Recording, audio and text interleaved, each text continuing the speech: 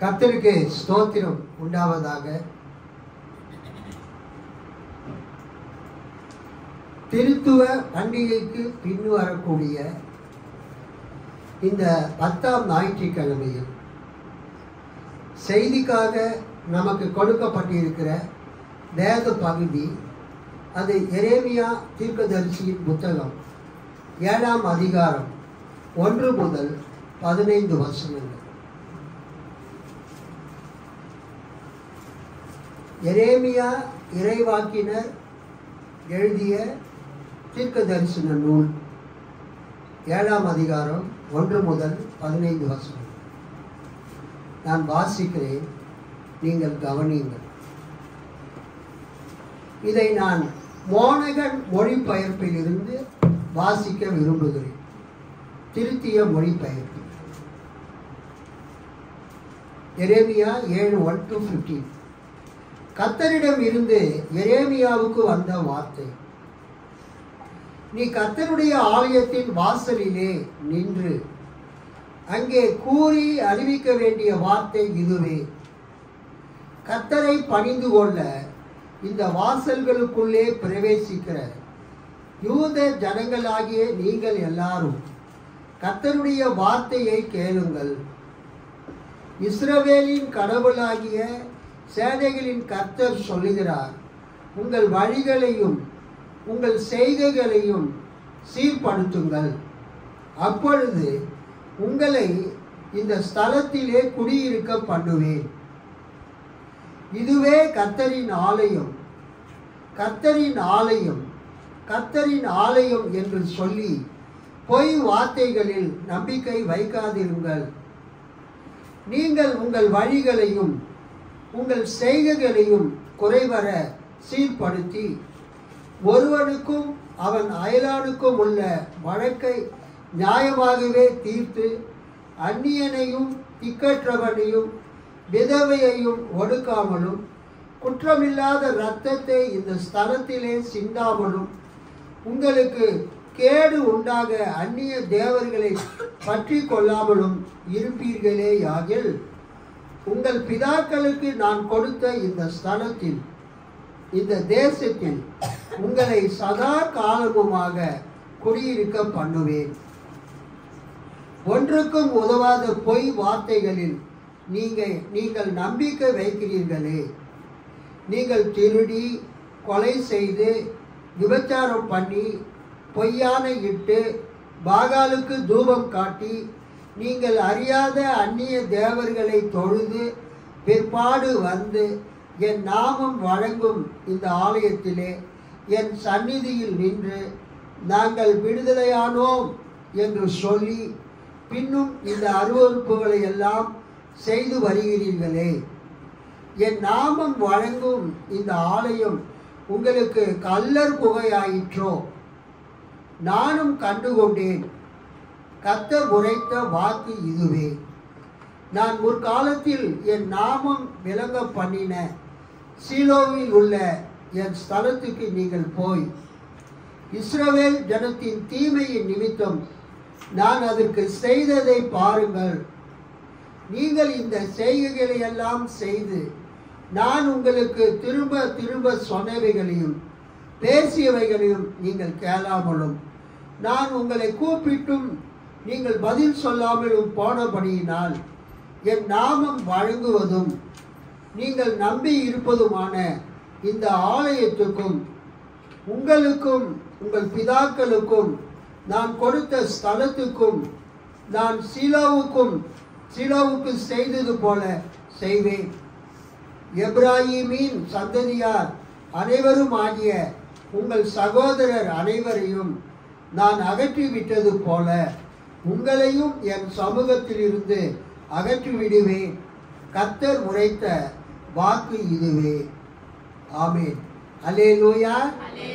இன்னும் ஒரு வசனத்தை நான் வாசித்து முடிக்க விரும்புகிறேன். அது இந்த வேத பகுதி இல்லை, இருந்தாலும் நான் வாசிக்க விரும்புகிறேன். 16ஆம் வசனம். நீ இந்த ஜனத்துக்காக பிரார்த்தனை செய்ய வேண்டாம், அவர்களுக்காக மன்றாடவும் பிரார்த்திக்கவும் வேண்டாம். என்னிடத்தில் அவர்களுக்காக பரிந்து பேசவும் வேண்டாம், நான் உனக்கு செவி கொடுப்பதில்லை. அல்லேலூயா. கண்களை மூடி நாம் ஜெபிப்போம். மகா கிருபையும் இரக்கமும் மிகுந்த பரம தந்தையே, இந்த திருத்துவ திருநாளைக்கு பிறகு, திருத்துவ பண்டிகைக்கு பிறகு வரக்கூடிய இந்த 10வது ஞாயிற்றுக்கிழமை ஆகஸ்ட் 24, 2025 வருடத்திலே ஆண்டவரே, எரேமியா 7:1 முதல் 15 வசனங்களில் இருந்து தியானிக்க எங்களை அழைத்து வந்ததற்காக ஸ்தோத்திரம். ஆண்டவரே, எங்களோடு பேசும். இந்த வசனத்தை இந்த தேவனுடைய மகிமையின் சபையில் குளோரியஸ் சர்ச் ஆஃப் காட்ல இருக்கிற மக்கள் மட்டுமல்லாமல்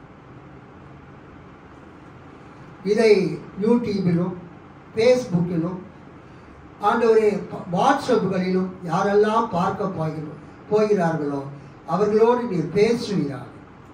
மீட்பர் இயேசுவின் நாமத்தில் ஜெபிக்கிறோம் நல்ல பிதாவே, ஆமென். கர்த்தருக்கு ஸ்தோத்திரம் உண்டாவதாக. இது ஒரு அருமையான வேத பகுதி,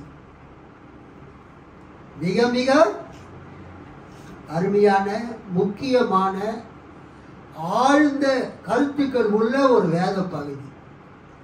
ஆனால் இதை அரை மணி நேரத்திலே, 3/4 மணி நேரத்திலே வாசிப்பது ரொம்ப கடினம். இந்த வேத பகுதிக்கு கொடுக்கப்பட்டிருக்கிற தலைப்பு தேவாலயத்தில் செய்யப்பட்ட பிரசங்கம்.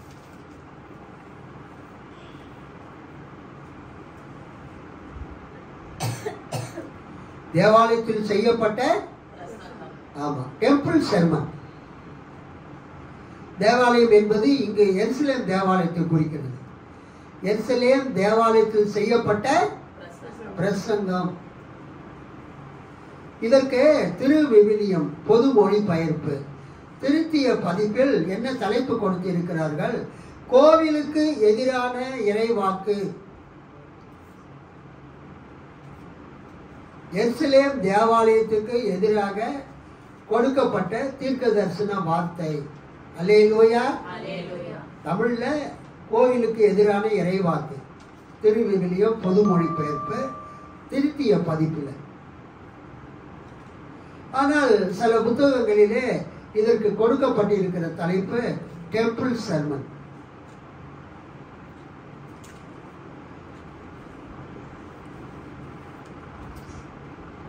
இந்த பிரசங்கம் ஏன் ரொம்ப முக்கியமானது?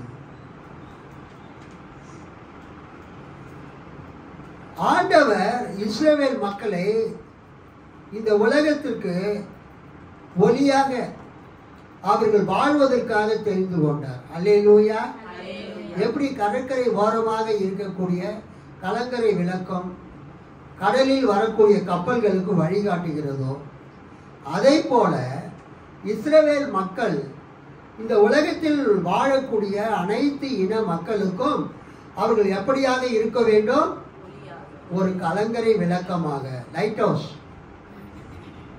ஒரு கலங்கரை விளக்கமாக அவர்கள் இருக்க வேண்டும். கடலில் வரக்கூடிய வழி தெரியாத கப்பல்களுக்கு அவர்கள் வழி காட்ட வேண்டும். ஒரு அல்லேலூயா சொல்லலாமா? நேற்று தினத்துக்கு முந்தின நாள் இந்து பத்திரிகையில் சென்னை தினம், சென்னை டே பற்றி கட்டுரைகள் வெளியிட்டு இருந்தார்கள்.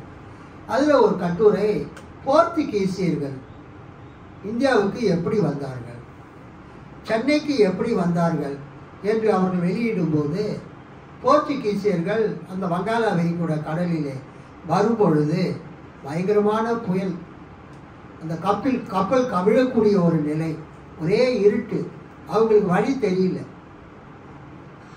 தரை எங்கே இருக்குது என்று கண்டுபிடிக்க முடியவில்லை. அப்பொழுது ஒரு பிரகாசமான ஒளி, ஒரு பிரகாசமான வெளிச்சம் அவர்களை இந்த சென்னை பட்டினத்திற்கு வழிநடத்தினதாக அவர்கள் குறிப்பு எழுதியிருக்கிறார்கள். அந்த பிரகாசமான வெளிச்சத்துக்கு, லைட்டுக்கு அந்த போர்த்துகீசிய மொழியில், கர்த்தருக்கு ஸ்தோத்திரம், லஸ் என்று பெயர். அல்லேலூயா. போர்ச்சுகீசிய மொழி அல்லது ஸ்பானிய மொழியில் அவங்க கண்ட அந்த பிரகாசமான வெளிச்சத்துக்கு என்ன பேருங்க? லஸ். அந்த லஸ் பிரகாசம், பிரைட்னஸ், லைட் அவங்கள இந்த சென்னை பட்டணத்துக்கு, மயிலாப்பூருக்கு அவங்கள அழைத்து வந்ததுதான். அல்லேலூயா. ஸோ கடவுளுக்கு நன்றி செலுத்தும்படியாக அவங்க சென்னைக்கு வந்து அந்த மயிலாப்பூரில் இப்போ இருக்கிற இடத்துல ஒரு காலத்தில் காடாக இருந்ததுதான். அந்த காட்டில் அவங்க ஒரு மிகப்பெரிய ஒரு ஆலயத்தை அவங்க கட்டினாங்களாம். அந்த சர்ச்சுக்கு பேர் லஸ் சர்ச். அந்த சர்ச்சுக்கு பேர் என்னதுங்க? லஸ் சர்ச்சு. நீங்கள் மயிலாப்பூர் போனீங்கன்னா லஸ் கார்னர்னு இருக்கும். அங்கே தான் நம்ம சர்ச்சினுடைய பைபிள் காலேஜினுடைய சர்டிஃபிகேட்ஸ்லாம் அங்கே தான் பிரிண்ட் பண்ணுவோம். மயிலாப்பூர் லஸ் காமதேனு தியேட்டர் இருக்கு.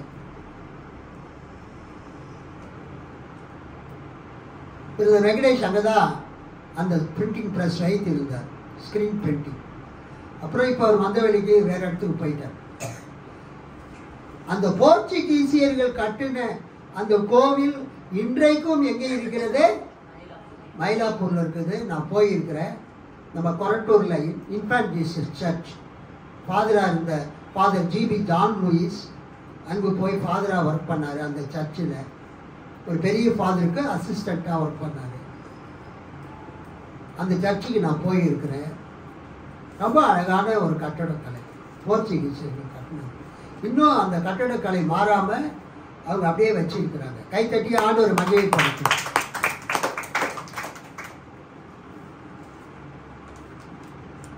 நம்ம பயன்படுத்தக்கூடிய இஸ்திரி, இங்கே இஸ்திரி போடுற கடை எங்கெங்க இருக்குன்னு நம்ம கேட்குறோமா இல்லையா?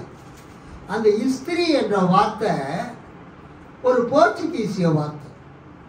அல்லேலூயா. போர்ச்சுகீசியர்கள் ஒரு 400 வருஷம் 500 வருஷத்துக்கு முன்னால் அவங்க வந்தாலும் அவங்க அந்த யூஸ் பண்ண அந்த வார்த்தை இன்னைக்கும் மெட்ராஸில் தமிழ்நாட்டில் பயன்படுத்தப்படுகிறது. இஸ்திரி கடை, இஸ்திரி போடப்படும், இஸ்திரினா அயன் பண்ணப்படும். அதே மாதிரி நீங்கள் பாண்டிச்சேரிக்கெல்லாம் போனீங்கன்னா அங்கே ஹாஸ்பிட்டலுக்கு ஒப்பித்தாள் அப்படின்னு சொல்லுவாங்க. ஹாஸ்பிட்டலுக்கு என்ன சொல்லுவாங்க? ஒப்பித்தாள். ஒப்பித்தாள்னா ஃப்ரெஞ்சு வேர்டு. பாண்டிச்சேரியில் இருக்கிறவங்கெல்லாம் ஒப்பித்தாளுக்கு போகிறோன்னு சொல்லுவாங்க. ஹாஸ்பிட்டலுக்கு போயிட்டு வர மருத்துவமனைக்கு. ஸோ இந்த அயல் நாட்டுக்காரங்க இந்தியாவுக்கு வந்ததுனால அவங்க இந்தியாவை விட்டு சென்றாலும் அவர்கள் ஏற்படுத்தின அந்த வார்த்தைகள் எல்லாம் இன்றைக்கும் நாம் பயன்படுத்துகிறோம். பீரோவுக்கு ஒரு பேர் அல்மேரா. கேள்விப்பட்டிருக்கிறீங்களா? அல்மேரான்னு கேள்விப்பட்டது இல்லையா? நம்ம பீரோன்னு சொல்கிறோமே. நீங்கள் அந்த பாண்டிச்சேரி, கடலூர் அது மாதிரி பக்கத்துக்கெல்லாம் போனீங்கன்னா அங்கே பீரோவை அல்மேரான்னு சொல்லுவாங்க. அல்மேரா என்பது பீரோ. இதெல்லாம் அவங்க யூஸ் பண்ண வார்த்தைகள். சரி, இன்னைக்கு இந்த காலை நேரத்தில் இந்த டெம்பிள் செர்மன், தேவாலயத்திலே செய்யப்பட்ட இந்த பிரசங்கத்தை குறித்து நாம் தியானிக்க போகிறோம். அல்லேலூயா. மிகவும் ஒரு அருமையான ஒரு தேவ செய்தி, கடவுளுடைய வார்த்தை. இது படிக்கும்போது நமக்கே பயமா இருக்கு. நம்ம இன்னைக்கு உயிரா இருக்கிறது தேவனுடைய கிருபை. நம்ம உயிரா இருக்கிறது யாருடைய கிருபை? தேவனுடைய கிருபை. இஸ்ரவேல் ஜனங்களை தேவன் எதற்காக தெரிந்து கொண்டார்? அவருக்கு சாட்சிகளாய் இருக்கும்படியாக தெரிந்து கொண்டார். ஆபிரகாமினுடைய சந்ததியை தேவன் தன்னுடைய ஜனமாக தெரிந்து கொண்டார். அவர்களுக்கு அந்த கானான் தேசத்தை அவர்களுக்கு நித்திய சுதந்திரமாக கொடுத்தார். அதே நேரத்தில் நிபந்தனைகளையும் அவர் அவர்களுக்கு கொடுத்தார். அவர்களோடு கூட தேவன் இருந்தார். பழைய ஏற்பாட்டை நாம் பார்க்கும்போது நாம் வாசித்த சங்கீதத்தில் 46ஆம் சங்கீதத்திலையும் 48வது சங்கீதத்தையும் நாம் பார்ப்போம். சங்கீதம் 46. சங்கீதம் 46ல் 5-7 வசனங்களை நான் வாசிக்கிறேன், நீங்கள் கவனிங்க. சங்கீதம் 46 5-7. கடவுள் அதன் நடுவில் இருக்கிறார், அது அசையாது. அதிகாலையில் கடவுள் அதற்கு உதவி செய்வார். 7ஆம் வசனம். சேனைகளின் கர்த்தர் நம்மோடு இருக்கிறார், யாக்கோபின் கடவுளே நமக்கு உயர்ந்த அடைக்கலம். அல்லேலூயா. இந்த சங்கீதம் 46ஆம் சங்கீதம் எருசலேம் பட்டணத்தை பற்றிய ஒரு சங்கீதம், கர்த்தருக்கு ஸ்தோத்திரம். அது சியோனின் சங்கீதம் என்று அழைக்கப்படுகிறது. சாம்ஸ் ஆஃப் சியோன், சியோனின் பாடல்கள். அந்த சியோனின் பாடல்களில் இந்த 46வது சங்கீதம் எருசலேமை பற்றி பாடக்கூடிய ஒரு சங்கீதம். நம்மோடு வாழும் கடவுள், திருவிவிலியத்தில் ஹெட்டிங் வந்து நம்மோடு வாழும் கடவுள். தேவன் நமக்கு அடைக்கலமும், 46:1 படிங்க. தேவன் நமக்கு அடைக்கலமும் பலனும் ஆபத்து காலத்தில் அனுகூலமான துணையுமானார். ஆமா, இஸ்ரவேல் மக்கள் குறிப்பாக எருசலேமை தலைநகராக கொண்ட அவர்கள் தேவன் எங்களோடு இருக்கிறார், அல்லேலூயா, அவருடைய பிரசன்னம் எங்களோடு இருக்கிறது. எருசலேமிலே அந்த சீயோன் மலையிலே கட்டப்பட்ட ஆலயத்திலே தேவன் இருக்கிறார். தேவன் எங்களோடு இருக்கிறதுனால் எங்களுக்கு ஒரு மிகப்பெரிய பாதுகாப்பு இருக்கிறது. அல்லேலூயா, கர்த்தருக்கு ஸ்தோத்திரம் உண்டாவதாக.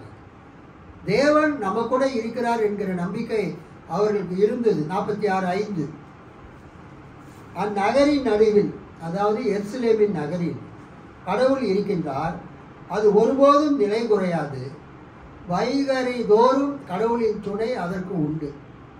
7ஆம் வசனம், படைகளின் ஆண்டவர் சேனைகளின் கர்த்தர் நம்மோடு இருக்கின்றார், யாக்கோபின் கடவுளே நமக்கு அரண். ஸோ இந்த சங்கீதம் 46ம் 48ம் எருசலேம் நகரை பற்றிய பாடல். அதுக்கு பேரே வந்து சாம்ஸ் ஆஃப் சயான், சியோனை பற்றி பாடப்பட்ட பாடல்கள், சியோனின் கீதங்கள். 48க்கு தலைப்பு கடவுளின் திருநகர், த சிட்டி ஆஃப் காட். 48ஆம் வருஷம் 48ஆம் சங்கீதம். அதைத்தான் இப்போ நம்ம ஆராதனையிலே மாறி மாறி வாசித்தோம். அந்த எருசலேம் பட்டணத்தினுடைய முக்கியத்துவம் என்னவென்றால், அங்கு எருசலேம் தேவாலயம் இருக்கிறது. அந்த தேவாலயத்திலே கர்த்தர் வாசம் பண்ணுகிறார். அல்லேலூயா, கர்த்தர் அந்த எருசலேம் தேவாலயத்தில் வாசம் பண்ணுகிறதுனால அந்த நகரத்தில் குடியிருக்கிறவங்களை கர்த்தர் காப்பாற்றுகிறார். அவருடைய பிரசன்னம் காப்பாற்றுகிறது. அதே நேரத்தில் கர்த்தர் அந்த ஆலயத்தில் குடியிருக்கிறார், வாசம் பண்ணுகிறார், அந்த நகரத்திலே இருக்கிறார். அந்த நகரத்தாரை கர்த்தர் காப்பாற்றுவார் என்கிற நம்பிக்கை இருந்தாலும் கர்த்தர் அவர்களிடத்தில் என்ன எதிர்பார்க்கிறார் என்றால், அவர்கள் கர்த்தருடைய வழியிலே நடக்க வேண்டும். அவர்கள் கர்த்தருடைய வழியிலே நடக்க வேண்டும். கர்த்தருடைய வழியிலே அவர்கள் நடந்தால்தான் கர்த்தர் அவர்களோடு இருப்பார். கர்த்தருக்கு ஸ்தோத்திரம். இந்த நம்ம வாசித்த இந்த எரேமியா 7:1-15 எரேமியாவினுடைய டெம்பிள் செர்மன் என்று அழைக்கப்படுகிறது. எரேமியாவினுடைய தேவாலயத்தை பற்றிய, தேவாலயத்தில் இருந்து அவர் பிரசங்கித்த சங்கீதம் என்று அழைக்கப்படுகிறது. எது? எரேமியா 7:1-15. ஸோ எப்படி எரேமியாவினுடைய சங்கீதம் எருசலேம் தேவாலயத்திலிருந்து செய்யப்பட்ட ஒரு பிரசங்கமோ, எருசலேம் தேவாலயத்திலிருந்து செய்யப்பட்ட பிரசங்கம் எரேமியாவினுடைய பிரசங்கம். அதுக்கு பேரு ஜெரேமியாஸ் டெம்பிள் சர்மன். எருசலேம் தேவாலயத்திலிருந்து எரேமியா செய்த பிரசங்கம். அதுக்கு முன்னால ஆமோஸ் தீர்க்கதரிசியும் இதே மாதிரி ஒரு டெம்பிள் சர்மன் தேவாலயத்திலிருந்து பிரசங்கத்தை கொடுத்திருக்கிறார். அல்லேலூயா, ஆமோஸ் தீர்க்கதரிசி 5ஆம் அதிகாரம் 18-27 நோட் பண்ணிக்கோங்க. ஆமோஸ் தீர்க்கதரிசன புஸ்தகம் 5ஆம் அதிகாரம் 18-27. அது ஆமோஸினுடைய டெம்பிள் சர்மன். ஆமோஸு தேவாலயத்திலிருந்து அங்கு வந்த மக்களுக்கு அவர் செய்த பிரசங்கம், டெம்பிள் செய்தார்.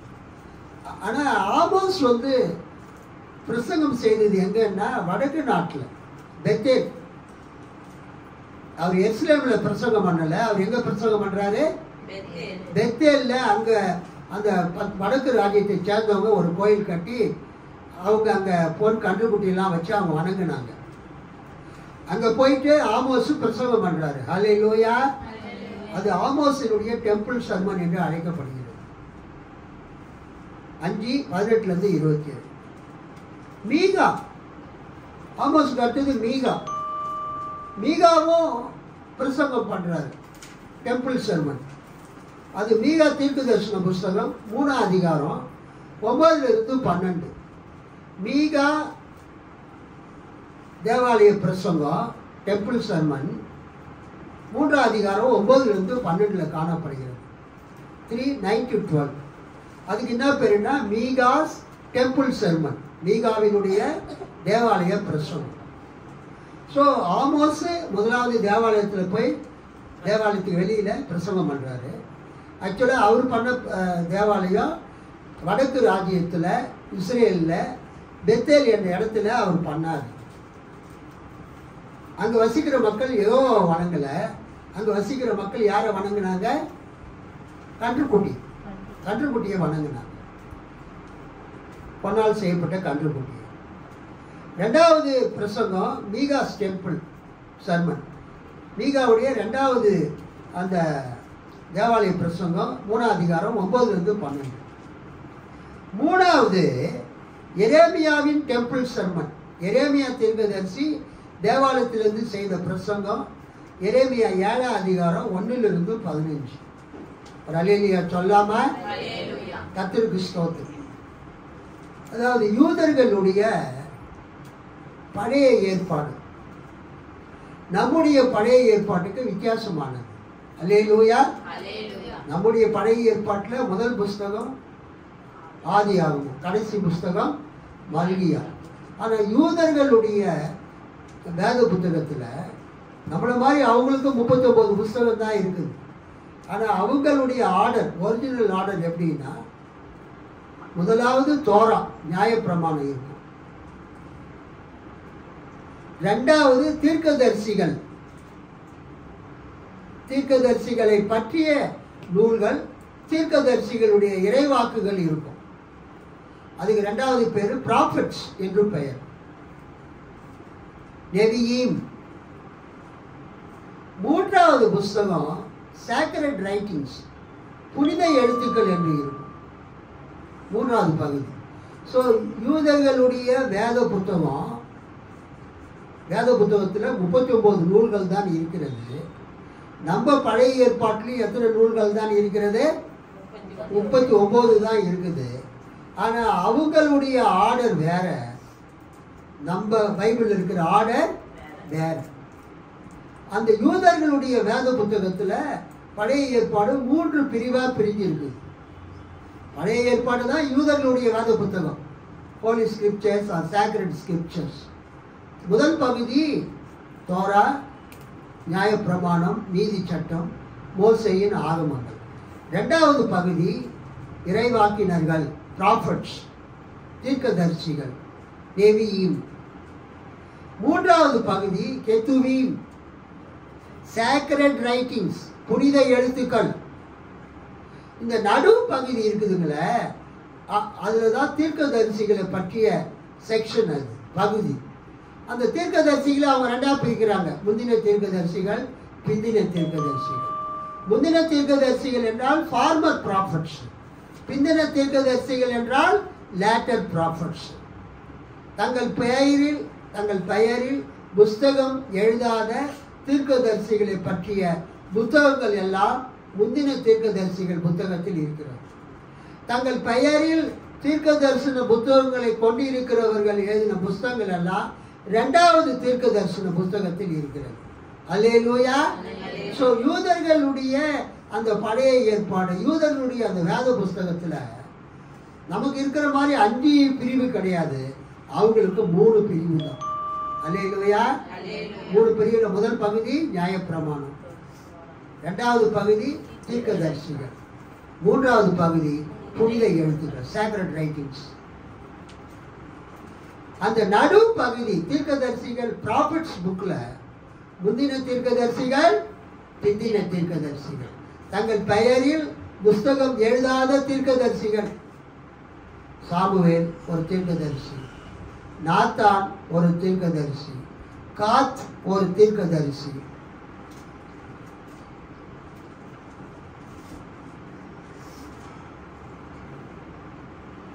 எலியா ஒரு தீர்க்கதரிசி. எலிஷா ஒரு தீர்க்கதரிசி. அவங்கெல்லாம் ஏதாவது புஸ்தகம் எழுதியிருக்காங்களா? அவங்க பேர்ல ஏதாவது தீர்க்க தரிசன புஸ்தகம் இருக்கா? இல்லை. அதனால யூதர்கள் என்ன சொல்றாங்கன்னா, இவங்கெல்லாம் தீர்க்கதரிசிகள் தான், ஆனா அவங்க எந்த தீர்க்க தரிசன புஸ்தகத்தையும் எழுதல. ஆனா அவங்கள பற்றிய புஸ்தகங்கள் இருக்கிறது. தங்கள் பெயரில் புஸ்தகம் எழுதாத தீர்க்கதரிசிகள், நான் ரைட்டிங் ப்ராஃபட்ஸ். தங்கள் பெயரில் புஸ்தகத்தை உடையவங்க ஏசாயா, எரேமியா, எசேக்கியேல் 12 சின்ன தீர்க்கதரிசிகள். அவங்க வந்து ரைட்டிங் ப்ராஃபட்ஸ், எழுதும் தீர்க்கதரிசிகள். ரைட்டிங் ப்ராஃபட்ஸ் அல்லது லேட்டர் ப்ராஃபட்ஸ், பிந்தின தீர்க்கதரிசி. கைத்தட்டி ஆண்டவரை மகிமை பார்க்கலாமா? அதுல அந்த தீர்க்கதரிசிகள் செக்ஷன்ல யூத ரபிமார்கள் சொல்றாங்க 19 தீர்க்கதரிசிகள் இருக்கிறாங்க. அல்லேலூயா. எத்தனை தீர்க்கதரிசிகள் இருக்கிறாங்க? 19 தீர்க்கதரிசிகள் இருக்கிறாங்க. யூதர்கள், யூத ரபிமார்கள் தங்களுடைய தீர்க்கதரிசிகளாக அவங்க எத்தனை பேரை கணக்கு பண்ணி வச்சிருக்கிறாங்க? 19 பேர். இந்த நடு பகுதியில் இந்த நெவியின் ப்ராப்பர்ட்டிக் செக்ஷன்ல 19 பேரை அவங்க தீர்க்கதரிசிகளாக வச்சிருக்கிறாங்க. அவங்க மோசையை கூட ஒரு தீர்க்கதரிசின்னு தான் சொல்றாங்க, ஆபிரகாம ஒரு தீர்க்கதரிசின்னு தான் சொல்றாங்க. ஆனா அவங்க எங்க வரல? இந்த நடு பகுதியில வரவில்லை.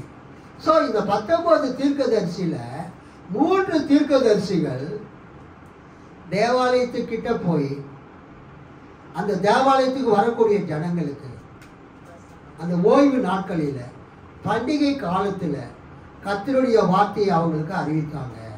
அல்லேலூயா. பாயிண்ட் புரியுதா உங்களுக்கு? Out of these 19 prophets, 3 prophets preached temple sermons. இந்த 19 தீர்க்கதரிசிகள்ல 3 தீர்க்கதரிசிகள் யார் யாரு?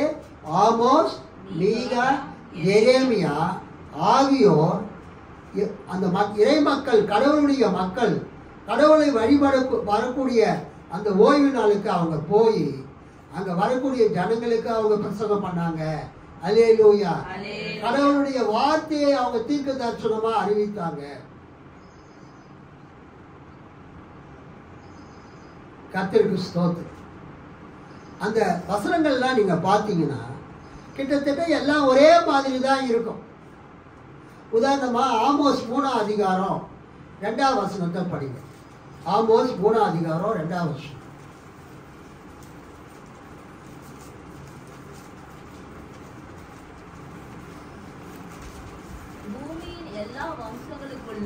பூமியின் எல்லா வம்சங்களுக்குள்ளும் உங்களை மாத்திரம் அறிந்து கொண்டேன். ஆகையால் உங்களுடைய எல்லா அக்கிரமங்களின் நிமித்தமும் உங்களை தண்டிப்பேன். இது வந்து ஆமோஸ் 3:2 இருக்கு. அங்க ஆமோஸ் ஆக்சுவலா பழைய ஏற்பாட்டிலேயே முதலாவது தீர்க்க தரிசனம் உரைத்தவர். அந்த தீர்க்க தரிசன புத்தகமாக எழுதப்பட்டது ஆமோஸ் புத்தகம். அல்லேலூயா. நான் சொன்ன பார்த்தீங்களா, பழைய ஏற்பாட்டில் 19 தீர்க்கதரிசிகள் அந்த யூத ரபிமார்கள் கனெக்ட் பண்றாங்கன்னு. அதுல முதல் 4 தீர்க்கதரிசிகள் கர்த்தருக்கு ஸ்தோத்திரம் உண்டாவதாக 8ஆம் நூற்றாண்டிலே வாழ்ந்தவர்கள். இயேசு பிறக்கிறதுக்கு முன்பதாக 800 வருஷத்துக்கு முன்னால வாழ்ந்தவங்க. அவங்களுக்கு பேரு 8th century prophets, 8ஆம் நூற்றாண்டில் வாழ்ந்த தீர்க்கதரிசிகள். முதல் தீர்க்கதரிசி ஆமோஸ், 2வது தீர்க்கதரிசி ஓசியா. ஆமோஸ் வந்து இஸ்ரவேல் நாட்டிலே வடக்கு ராஜ்யத்தில் அந்த 10 கோத்திரத்தாருக்கு கடவுளுடைய வார்த்தையை, இறை வார்த்தையை அறிவித்தார். அவங்கள மனம் திரும்ப சொன்னார், கர்த்தரிடத்துக்கு திரும்புமாறி சொன்னார். அல்லேலூயா. அவங்க பெத்தேலிலே கன்றுக்குட்டியை வணங்கிட்டு இருந்தாங்க. அது தவறு, மெய்யான கடவுளாகிய யெகோவாவிடத்தில் திரும்பி வர வேண்டும் என்று ஆமோஸ் அங்கு பிரசங்கம் செய்கிறார். மக்களுடைய வாழ்க்கையில சமூக நீதியை அவர் வலியுறுத்துகிறார். இரண்டாவது தீர்க்கதரிசி ஓசியா. இந்த ஓசியா தீர்க்கதரிசியோ வடக்கு ராஜ்யத்தில் அவர் தீர்க்க தரிசனம் அறிவித்தார். அல்லேலூயா. ஓசியா தீர்க்கதரிசி. மூன்றாவது தீர்க்கதரிசி ஏசாயா தீர்க்கதரிசி. எருசலேமில் வாழ்ந்தவர் இவர். ஏசாயா 1 முதல் 39 அதிகாரங்களை இவர் எழுதினவர். ராஜ குடும்பத்தைச் சேர்ந்தவர். ஐசாயா ஆஃப் ஜெருசலேம், எருசலேமில் வாழ்ந்த ஏசாயா என்று அழைக்கப்படுகிறார். நான்காவது தீர்க்கதரிசி மீகா தீர்க்கதரிசி. இவர் எருசலேமில் இவர் ஊழியம் செய்தார். ஆனால் வடக்கு ராஜ்யத்தை குறித்தும் இந்த எருசலேமை குறித்தும் மக்களுக்கு கடவுளுடைய வார்த்தையை அறிவித்தார். ஆக ஆமோஸ், ஓசியா, ஏசாயா, மீகா இந்த 4 பேருமே இயேசு பிறக்கிறதுக்கு முன்னால 8ஆம் நூற்றாண்டில் வாழ்ந்த தீர்க்கதரிசிகள். அல்லேலூயா. இங்க இந்த 4 தீர்க்கதரிசிகள் புத்தகத்தை நீங்க பார்த்தீங்கன்னா கடவுள் ஒரு காரியத்தை சொல்றாரு. என்ன சொல்றாரு? நான் உங்களை தெரிந்து கொண்டேன். லிசன். இந்த ஆமோஸ் மூலமா, ஓசியா மூலமா, எருசலேமில் வாழ்ந்த ஏசாயா மூலமா, மீகா மூலமா கர்த்தர் சொல்ற காரியம், நான் உங்களை தெரிந்து கொண்டேன். I have chosen you. இந்த உலகத்தில் எவ்வளோ ஜனங்க இருக்கிறாங்க. இந்த உலகத்தில் எவ்வளோ கோத்திரங்கள் இருக்கிறது. இந்த உலகத்தில் எத்தனையோ நாடுகள் இருக்கிறது. நான் உங்களை தெரிந்து கொண்டேன். ஆனால் நீங்கள் என்ன பண்ணணும்? என் வார்த்தையை நீங்கள் கடைபிடிக்கணும். நான் உங்களுக்கு கொடுத்த 10 கட்டளைகளை நீங்கள் கடைபிடிக்கணும். நீங்கள் அந்த ஷேமா என்று சொல்லப்படக்கூடிய உங்கள் தேவனாகிய கர்த்தர் ஒருவரே, அந்த அவரை தவிர வேறு கடவுள் உங்களுக்கு இல்லை என்கிற அந்த வார்த்தையை, அந்த கட்டளையை நீங்கள் கடைபிடிக்கணும் என்று இந்த தீர்க்கதரிசிகள் சொல்கிறாங்க. ஆனால் என்ன நடக்குது? அந்த ஜனங்க கர்த்தருடைய வார்த்தையை கடைபிடிக்கவில்லை. கர்த்தரால் தெரிந்து கொள்ளப்பட்டவர்கள், ஆனால் அவங்க கர்த்தருடைய வார்த்தையை கடைபிடிக்கவில்லை. அப்போதான் கர்த்தர் சொல்றாரு ஆமோஸ் மூலமா, Amos 3:2, I will punish you for all your iniquities. உங்களுடைய அக்கிரமங்கள் எல்லாவற்றிற்காகவும் நான் உங்களை தண்டிப்பேன். இயேசு பாருங்க, லூக்கா 12:48 படிங்க.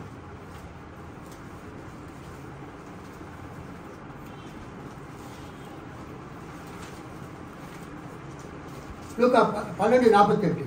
அறியாதவனாய் இருந்து அடிகளுக்கு ஏதுவானவைகளை செய்தவனோ சில அடிகள் அடிக்கப்படுவான்.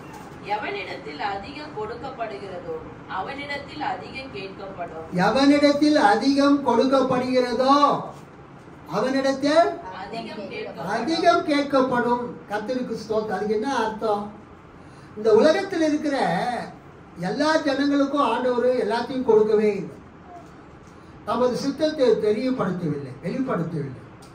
ஆனால் இந்த இஸ்ரவேல் மக்களுக்கு, இந்த யூதா ஜனங்களுக்கு கர்த்தர் அதிகமாக கொடுத்தார். அல்லேலூயா.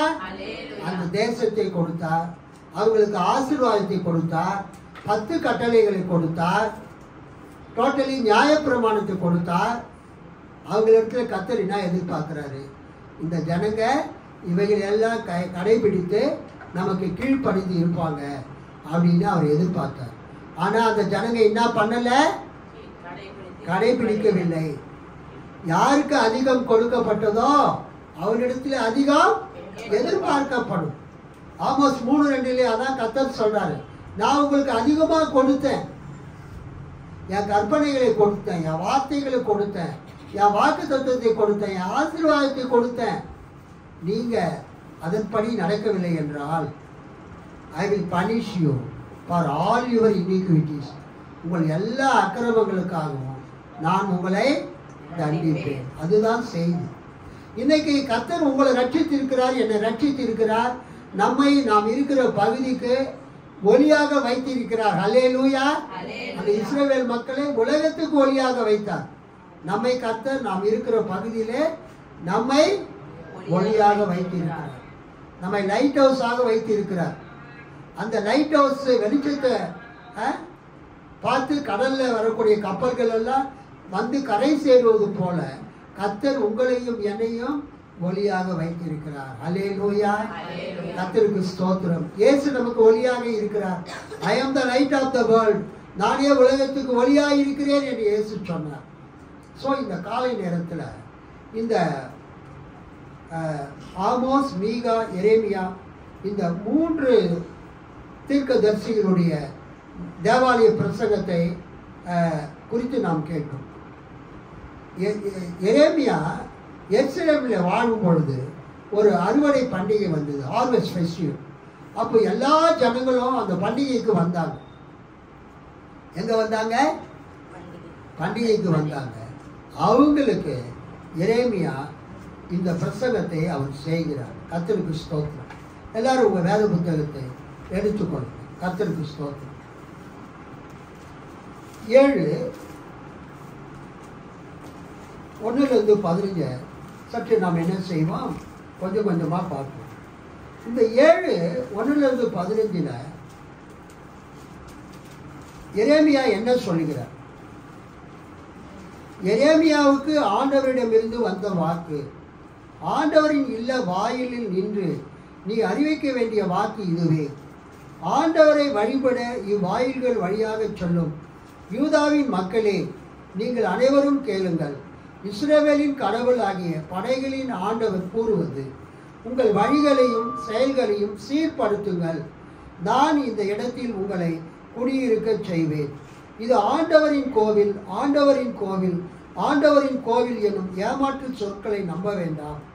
நீங்கள் உங்கள் வழிகளையும் செயல்களையும் முற்றிலும் சீர்படுத்தி கொண்டால், ஒருவர் ஒருவரோடு முற்றிலும் நேர்மையுடன் நடந்து கொண்டால், அந்நியரையும் அனாதையரையும் கைம்பெண்டீரையும் ஒடுக்காதிருந்தால், மாசற்றோரின் இரத்தத்தை இவ்விடத்தில் சிந்தாதிருந்தால், உங்களுக்கே தீங்கு விளைவிக்கும் வேற்று தெய்வ வழிபாட்டை நிறுத்திவிட்டால், இந்த இடத்தில் முன்பே நான் உங்கள் மூதாதையருக்கு எக்காலத்திற்கும் கொடுத்துள்ள இந்த நாட்டில் உங்களை குடியிருக்க செய்வேன். அல்லேலூயா சொல்லாம? இங்க நம்ம பார்க்கிற ஒரு காரியம் என்னவென்றால்,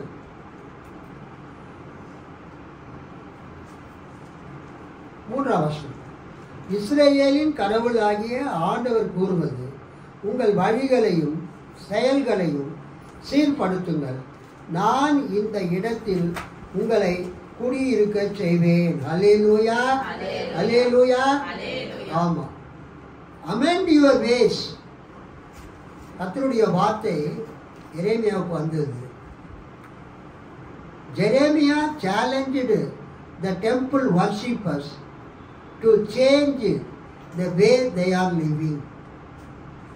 Jeremiah challenged the temple worshippers to amend the way they are living. கர்த்தருக்கு ஸ்தோத்திரம். அவங்க வாழ்ந்து கொண்டிருக்கிற வாழ்க்கையை மாற்றிக்கொள்ளும்படியாக எரேமியா அவர்களுக்கு கூறுகிறார். இங்கிலீஷ்ல நான் வாசிக்கிறேன், கவனிங்க. Thus says the Lord of hosts. சேனைகளின் கர்த்தர் சொல்லுகிறார். The God of Israel. இஸ்ரவேலின் தேவன் சொல்கிறார். Amend your ways. உங்கள் வழிகளை மாற்றிக்கொள்ளுங்கள். Change your ways and your doings. நீங்கள் செய்கிற செயல்களை மாற்றிக்கொள்ளுங்கள். And let me dwell with you in this place. நீங்கள் உங்களுடைய வழிகளை மாற்றிக்கொள்ளும் போது, உங்கள் செயல்களை மாற்றிக்கொள்ளும் போது, and let me dwell with you in this place. நான் உங்களோடு இந்த ஸ்தலத்திலே, இந்த இடத்திலே நானும் வாசம் பண்ணுவேன். கைத்தட்டி ஆண்டவர் மகிமைப்படுத்துவேன்.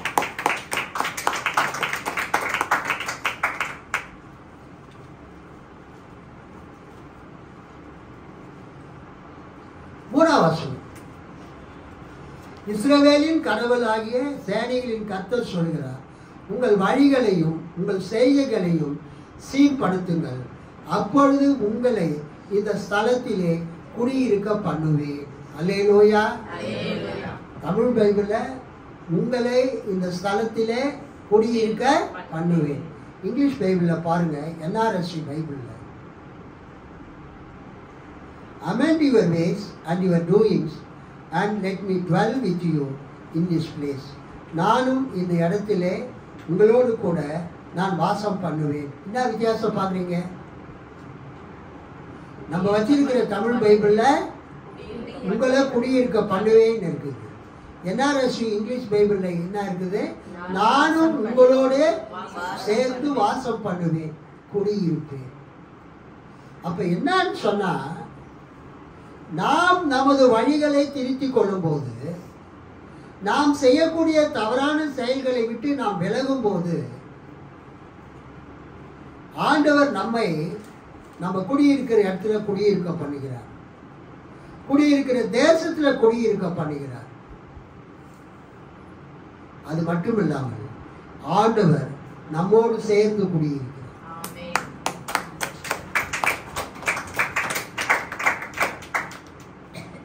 நம்ம என்னென்ன மாத்தணும்னு ஆண்டவர் சொல்றாரு பாருங்க. 5 நம்ம என்னென்ன மாத்தணும்?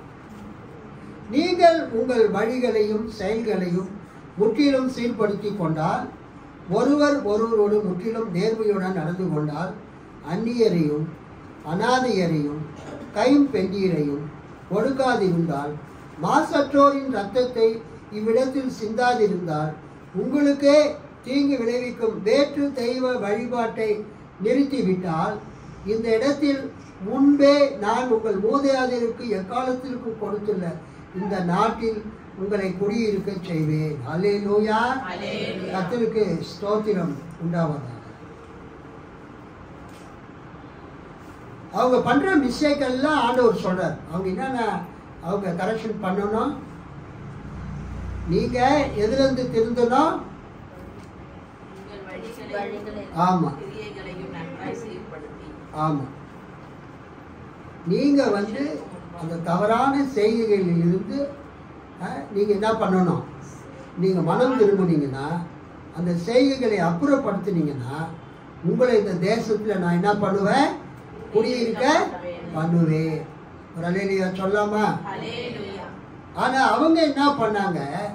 நமக்கு கர்த்தருடைய ஆலயம் இருக்கிறது, கர்த்தருடைய ஆலயம் இருக்குது, கர்த்தருடைய ஆலயம் இருக்குது, இந்த கர்த்தருடைய ஆலயம் நம்மளை காப்பாற்றுன்னு சொல்லிட்டு அவங்க மனம் போன போக்கில் வாழ்ந்து கொண்டிருந்தாங்க.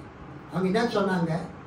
எருசலேமில் தேவாலயம் இருக்குது, அந்த தேவாலயத்தில் இருக்கிற யெகோவா கடவுள் நம்மளை காப்பாற்றுவார், நம்ம எவ்வளோ பாவம் பண்ணாலும் அவர் என்ன பண்ண மாட்டார்?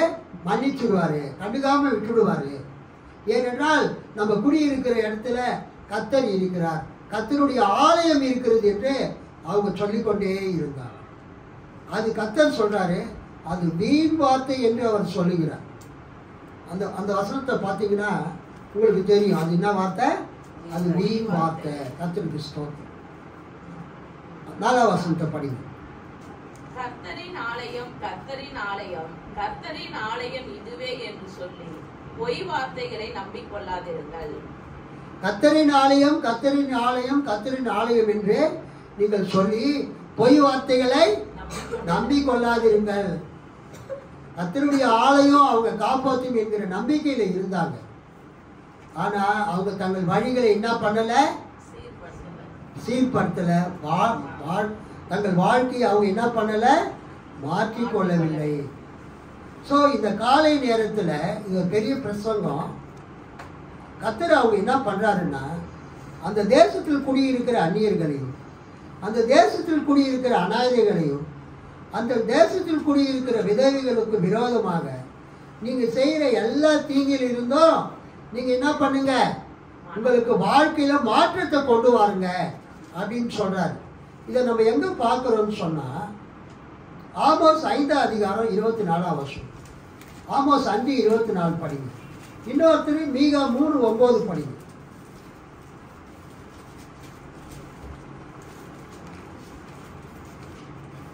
ஆமோஸ் 5:24. நியாயம் தண்ணீரை போலவும், நியாயம் தண்ணீரை போலவும், நீதி வற்றாத நதியை போலவும் புரண்டு வர கடவுது. நீதி வற்றாத நதியை போலவும் புரண்டு வர கடவுது. நீதியும் நியாயமும் மக்கள் நடுவிலே இருக்க வேண்டும் என்று கர்த்தர் சொல்லுகிறார். இதே மீகாவில் நம்ம பார்க்கிறோம். மீகா 3:9. நியாயத்தை அருவருத்து செம்மையானவைகளை எல்லாம் கோணலாக்கி. படிங்க. மீகா 3:9. அவ்வளவுதான் பாஸ்டர். என்ன படிங்க? நியாயத்தை அருவருத்து செம்மையானவைகளை எல்லாம் கோணலாக்கி. அதாவது அவங்க நியாயத்தை அருவருத்தாங்க, கோணலான செம்மையானவைகளே கோணல் ஆக்கினாங்க. ஸோ அது மொத்தத்தில் மீகாவில் என்ன பார்க்குறோம்? அவங்க நீதி நியாயத்தை கடைபிடிக்கவில்லை. ஆமோஸில் கர்த்தர் நீதி நியாயத்தை கடைபிடிக்கணும்னு சொல்கிறாரு. அதே தான் எரேமியாவும் சொல்கிறார். யார் யாருக்கு அவங்க நீதி நியாயமாக இருக்கணும்? தேசத்தில் குடியிருக்கிற அந்நியர்களுக்கு, அனாதைகளுக்கு, விதவைகளுக்கு அவங்க நீதியாக நியாயமாக அவங்க நடந்துக்கணும். கர்த்தருடைய வார்த்தையை அவங்க என்ன பண்ணக்கூடாது? புரட்டக்கூடாது. அல்லேலூயா. கர்த்தருக்கு ஸ்தோத்திரம். மாசற்றோரின் ரத்தத்தை சிந்தக்கூடாது. அதுக்கு என்ன அர்த்தம்னு சொன்னால், தங்களிடத்தில் வேலை செய்கிறவர்களுக்கு உரிய அந்த கூலிக்காரர்களுக்கு கொடுக்க வேண்டும். மிக 3:10. அதே மாதிரி அந்த அதிகாரம் உள்ளவர்களுடைய இடத்தை என்ன பண்ணக்கூடாது? அபகரிக்கக்கூடாது. ஆகாப் ராஜா அந்த நாபோத்தின் திராட்சை தோட்டத்தை அபகரித்தது போல, அதே மாதிரி கர்த்தர் கொடுத்த அந்த நியாய பிரமாணத்தையும் 10 கட்டளைகளையும் அவங்க என்ன செய்ய வேண்டும்? கடைபிடிக்க வேண்டும். அல்லேலூயா. அப்படி அவங்க கடைபிடிக்கலன்னா கர்த்தர் என்ன சொல்றாரு? உங்களை நான் இந்த தேசத்தில் இருந்து பல தேசங்களுக்கு சிதறடிப்பேன் என்று கர்த்தர் சொல்கிறார். இன்னைக்கு அதை தான் நம்ம என்ன பண்ணணும்? நம்ம கவனிக்கணும். 13ஆம் வசனத்திலிருந்து படிக்கணும். எரேமியா 7:13. நீங்கள் இந்த கிரியைகளை எல்லாம் செய்தீர்கள். அதுக்கு முன்னால 11ஆம் வசனம் படிங்க. 11-12. என் நாமம் தரிக்கப்பட்ட இந்த ஆலயம் உங்கள் பார்வைக்கு கள்ளற்குள்ளை ஆயிற்றே. இதோ நானும் இதை கண்டேன் என்று கர்த்தர் சொல்கிறார். கவனிங்க. என் நாமம் தரிக்கப்பட்ட இந்த ஆலயம் உங்களுக்கு எப்படி ஆயிடுச்சு? கள்ளர் குகை ஆகிவிட்டதா? இந்த வார்த்தை தான் ஆண்டவர் பயன்படுத்துறார் புதிய ஏற்பாட்டில். இயேசு தேவாலயத்தை இந்த கள்ளர் குகை ஆக்கினீர்கள், வியாபார ஸ்தலம் ஆக்கினீர்கள் என்று இயேசு கோபப்படுகிறார். அதை இங்கே எரேமியாவிலிருந்து தான் இயேசு எடுக்கிறார். கள்ளர் குகை ஆயிற்றோ. 12ஆம் வசனம் படிங்க. நான் முந்தி என் நாமம் விளங்க பண்ணின சீலோவில் உள்ள என் ஸ்தலத்திற்கு நீங்கள் போய் இஸ்ரவேல் ஜனத்தினுடைய பொல்லாப்பு நிமித்தம் நான் அதற்கு செய்ததை பாருங்கள். அதாவது 1 சாமுவேல் 2 சாமுவேல் படிக்கும்போது அண்ணால் எங்க போய் ஜெபம் பண்றார்? எந்த ஆலயத்தில்? சீலோ. அந்த சீலோவில் உள்ள அந்த ஆசீர்வாத கூடாரத்தில் கர்த்தருடைய ஆலயத்தில் போய் ஜெபம் பண்றான். அது பில்டிங்கில், அது ஒரு டென்ட்டு தான். அந்த கர்த்தருடைய ஆலயத்தில் போய் அவன் ஜெபம் பண்றான். அந்த ஜெபத்தை கர்த்தர் கேட்டு சாமுவேலை தீர்க்கதரிசி குழந்தையாக கொடுத்தார். அல்லேலூயா. அந்த காலத்தில் எல்லாரும் அந்த சீலோவில் போய் ஜெபம் பண்ணுவாங்க. ஆனால் அந்த சீலோவை கர்த்தர் என்ன பண்ணார்? பிற்காலத்தில் அழித்து விட்டார். ஏன்? அந்த மக்களுடைய தவறான பாவமான காரியங்கள் நிமித்தமாக. ஒரு காலத்திலே உங்களுக்கு சீலோ என்கிற இடத்துல ஆலயம் இருந்தது. அங்கே நான் உங்களோடு பேசினேன், என் மகிமை விளங்கினது. உங்களுடைய தவறான செய்கைகளால் வழிகளால் அந்த இடத்தை நான் அழித்து போட்டேன். எரேமியா தீர்க்கதரிசியின் காலத்தில் அந்த சீலோ அழிக்கப்பட்டிருந்தது. ஆனால் கர்த்தருக்கு ஸ்தோத்திரம், அதே காரியம் எருசலேமில் இருக்கிற மக்களை பார்த்து கர்த்தர் சொல்றாரு, நீங்கள் உங்கள் வழிகளை மாற்றிக்கொள்ளவில்லை என்றால், உங்களுடைய செயல்களை நீங்கள் மாற்றிக்கொள்ளவில்லை என்றால், கர்த்தருக்கு பயந்து நீங்கள் நடக்கவில்லை என்றால், விக்கிரகத்தை நீங்கள் வணங்காமல் இருந்தால் உங்களை நான் ஆசீர்வதிப்பேன். இல்லை என்றால் சீலோவை போல உங்களை நான் அழித்து போடுவேன். 13 படிங்க சத்தமா. நீங்கள் இந்த கிரியை எல்லாம் செய்தீர்கள். நான் உங்களுக்கு ஏற்கனவே சொல்லி வந்திருந்தோம். நீங்கள் கேளாமலும் நான் உங்களை கூப்பிட்டும் நீங்கள் உத்தரவு கொடாமலும் போனபடியினால் என் நாமம் தரிக்கப்பட்டதும் நீங்கள் நம்பிக்கை கொண்டிருக்கிறதுமான இந்த ஆலயத்துக்கும் உங்களுக்கும் உங்கள் பிதாக்களுக்கும் நான் கொடுத்த ஸ்தலத்துக்கும் நான் சீலோவுக்கு செய்தது போல செய்வேன். நான் உங்களுடைய எல்லா சகோதரருமாகிய எப்பிராயிம் சந்ததி அனைத்தையும் தள்ளி போட்டது போல உங்களையும் என் முகத்தை விட்டு தள்ளி போடுவேன் என்று கர்த்தர் சொல்லுகிறார். கவனிங்க, கர்த்தருக்கு பிடிக்காத ஒரு காரியம் விக்கிரகாரம். Listen to me. நீங்க இந்துல இருந்து வந்தாலும் சரி, ரோமன் கேத்தலிக்ல இருந்து வந்தாலும் சரி. போன வியாழக்கிழமை எங்க சித்தப்பாவுடைய மகனுக்கு பாண்டிச்சேரியில உப்பளம் என்கிற இடத்துல பிரான்சிஸ் சேவியர் ஆலயத்தில் திருமணம் நடைபெற்றது. அந்த அந்த ஆலயத்தையே அவங்க கோல்டு மாதிரி டெக்கரேட் பண்ணி வச்சிருக்கிறாங்க. அந்த கல்யாணத்தை 6 ஃபாதருங்க அந்த ஆல்டர்ல நின்று அந்த கல்யாணத்தை நடத்தினாங்க. ரொம்ப நம்ம கல்யாணம் எல்லாம் 1/2 hour தான். நம்ம பெட்டிகாஸ்ட் மேரேஜ் மாதிரி என்ன சொல்றதுன்னே தெரியல. லேட்டா வருவாங்க பியூட்டி பார்லர் போயிட்டு, சீக்கிரம் முடிச்சிருங்க சீக்கிரம் முடிச்சிருங்க சீக்கிரம் முடிச்சிருங்க. நீ எத்தனை மணிக்கு வந்த? நான் அதனால்தான் இந்த பியூட்டி பார்லர் போற பொம்பளைங்கள்லாம் திட்டுறது, பொம்பளை பசங்களை. அதெல்லாம் நீங்க முதல்ல பண்ணிக்கணும். அந்த ஆராதனை நேரத்துக்கு தான் இவங்க பியூட்டி பார்லர் போயிட்டு முகத்தை பியூட்டிஃபை பண்ணிட்டு வருவாங்க. எஸ்பெஷலி இதெல்லாம் பெண்டிகாஸ்டல் சர்ச்சில் தான் நடக்குது. ஒரு கீழ்ப்படுதல் இல்லாத ஜனங்களா இருக்கிறாங்க. நான் ஒரு திருமண பதிவாளர் இல்லை, பல கிட்டத்தட்ட ஒரு 20 கல்யாணத்தை நடத்தி இருக்கிறேன். மெஜாரிட்டி கல்யாணம் வந்து எல்லாமே ஒரு 1/2 hour 3/4 மணி நேரம் லேட்டாக தான் ஆரம்பிக்கும். பிகாஸ் பொண்ணு வரல, பியூட்டி பார்லர் இருந்து அவங்க இன்னும் வரல. ஆனால் என்ன சொல்லுவாங்க, ஐயோ லேட் ஆயிடுச்சியா நீங்கள் கொஞ்சம் சீக்கிரமா நான் தாலி எடுத்து கொடுத்து கட்டுறா, பிதாகுமாரன் பரிசுத்தாவின் நாமத்தினால ஆசீர்வதிக்கிறேன் அப்படி சொன்னாதான் 1/2 hour முடிக்க முடியும். ஆனால் அங்கே பாருங்க, பாண்டிச்சேரியில் கேத்தலிக் சர்ச்சு 1.5 மணி நேரம் அந்த கல்யாணம் நடந்தது. 5:30 மணிக்கு ஆரம்பிச்சு 7 மணிக்கு தான் அந்த கல்யாணத்தை முடித்தாங்க. என் கூட வந்த பாஸ்டர் பார்த்திபன் சொன்னார், பாஸ்டர் என்ன வித்தியாசமான சர்ச்சாக இருக்குது, எல்லா கிறிஸ்டின் மேரேஜுமே 4 மணிக்கு ஆரம்பித்து ரோமன் கேத்தலிக் சர்ச்சில் 5 மணிக்கு முடிச்சுடுவாங்க. இங்கே ஃபாதர்ஸுங்க என்னங்க, நம்ம பெண்டிகாஸ்டை விட மோசமாக இருக்கிறாங்க. நம்ம பெண்டிகாஸ்டல் சர்ச்சிலே 3/4 மணி நேரம் 1 மணி நேரம் தான் திருமண ஆராதனை நடத்துவோம். இவங்க என்ன 1.5 மணி நேரம் நடத்துகிறாங்களே. பாட்டு வர அந்த பாடகர் குழுவினர் லேடிஸுங்க அவ்வளோ அருமையாக பாடுறாங்க. அப்போ நான் சொன்னேன், இன்னொன்று சொன்னார் அவர், கவனிச்சிங்களா, நம்ம அவங்க மாதாவை வணங்குறாங்கன்னு சொல்கிறோமே, மாதாவை பற்றி ஒரு வார்த்தை அவங்க பேசுனாங்களா? இப்போ எல்லாம் சேஞ்ச் பண்ணிட்டாங்க. ரோமன் கேத்தலிக் சர்ச்சில் மத மாதிரி கிடையாது. இப்போ எல்லாமே அவங்க என்ன ஆகிட்டாங்க, சேஞ்ச் பண்ணிட்டாங்க. அந்த இறை வழிபாட்டில் மாதாவை பற்றி எதுவுமே அவங்க பேசல. எல்லாமே ஆண்டவர் இயேசுன்னு தான் பேசுகிறாங்க. நம்ம தான் மாறும், 10 பக்கமாக திரும்பும். இதை நான் ஏன் சொல்கிறேன்னு சொன்னால், கர்த்தருக்கு ஸ்தோத்திரம், நம்ம ஆண்டவருடைய ஆலயத்துக்கு வந்துட்டு சீக்கிரம் முடிங்க டைம் பார்க்கலாம் கூடாது. அல்லேலூயா. அங்கே யாரும் அசைவும் இல்லை. 5:30 மணிக்கு ஆரம்பித்தாங்க, 7 மணிக்கு முடித்தாங்க. நாங்கள் 7:10 புறப்பட்டு இங்கே மெட்ராஸுக்கு 10:40 வந்துட்டோம்.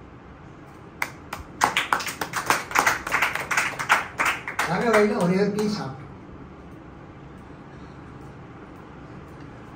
இன்னைக்கு இந்த காலை நேரத்தில் ஆண்டவர் உங்களுக்கும் எனக்கு என்ன சொல்றாருன்னா, விக்கிரக ஆராதனையை கர்த்தர் விரும்ப மாட்டார். நீங்க இந்து மார்க்கத்திலிருந்து வந்திருந்தாலும், ரோமன் கத்தோலிக்க மார்க்கத்திலிருந்து வந்திருந்தாலும், ஒரு சிலை வழிபாட்டை கடவுள் என்ன பண்ண மாட்டாரு, விரும்ப மாட்டார். 10 கற்பனையில முதல் கற்பனையை, உன் தேவனாகிய கர்த்தர் நானே, என்னை என்று வேறு தேவர்கள் உனக்கு உண்டாயிருக்க வேண்டாம். ரூத்து மாதிரி அந்த மோவாப் தேசத்தை விட்டு அவ வந்துட்டா, மாமியார் கூட கர்த்தரை பற்றி கொண்டான். அல்லேலூயா, கர்த்தருக்கு ஸ்தோத்திரம். விக்கிரகத்தை வழிபட்ட அந்த வடக்கு ராஜ்யத்தை கர்த்தர் அசீரியர்களுக்கு ஒப்பு கொடுத்தார். அங்கு எப்ராஹிம் என்பது வடக்கு ராஜ்யம், இஸ்ரவேல் தேசத்தை குறிக்கிறது. அதனால இந்த காலை நேரத்தில் இந்த டெம்பிள் சர்மன், தேவாலய பிரசங்கத்தை எனக்கு ஆக்சுவலாக பேச டைம் இல்லை. இது கிட்டத்தட்ட 1 மணி நேரத்துக்கு மேலே நான் பேசினாதான் இந்த 3 பேருடைய செய்தியை நான் கொடுக்க முடியும். ஆமோஸ், மீகா, எரேமியா. இதை நீங்கள் வீட்டில் போய் படித்து பாருங்க. கர்த்தர் உங்களுக்கு கொடுத்த தேசத்தில் நீங்கள் இருக்க வேண்டும் என்றால், கர்த்தர் உங்களோடு கூட வாழ வேண்டும் என்றால், நீங்கள் கர்த்தருடைய கட்டளையின்படி நீங்கள் கீழ்ப்படியுங்க. அந்த காலத்தில் ஒரு எருசலேம் தான் இருந்தது. இன்னைக்கு உலகம் முழுவதும் கிறிஸ்துவ சபைகள் எருசலேமாய் இருக்கிறது. அல்லேலூயா. அவர் கேட்குறார் சமாரிய ஸ்திரீ இயேசுகிட்ட, நீங்கள் எருசலேமில் தொழுது கொள்கிறீங்க, நாங்கள் கெருசலேமில் தொழுது கொள்கிறோம். எங்கே கர்த்தரை தொழுது கொள்ள வேண்டும், எங்கே கர்த்தர் இருக்கிறார்? அதுக்கு இயேசு சொல்றாரு, பிதாவை எங்கும் தொழுது கொள்ளும் காலம் வருகிறது, அது இப்பொழுதே வந்திருக்கிறது. பிதாவை தொழுது கொள்கிறவர்கள் ஆவியோடும் உண்மையோடும் தொழுது கொள்வார்கள். கையில் தட்டி ஆண்டவர் மகிழ்ச்சி. அந்த சபை ஒரு எருசலேமாக இருக்கிறது. இங்கே வரக்கூடிய நீங்கள் கர்த்தருக்கு பிரியமாய் நடந்து நீங்கள் ஆசீர்வதிக்கப்படுங்கள். கர்த்தர் உங்களை அதிகமாக ஆசீர்வதிப்பாராக. ஆமென். God bless you.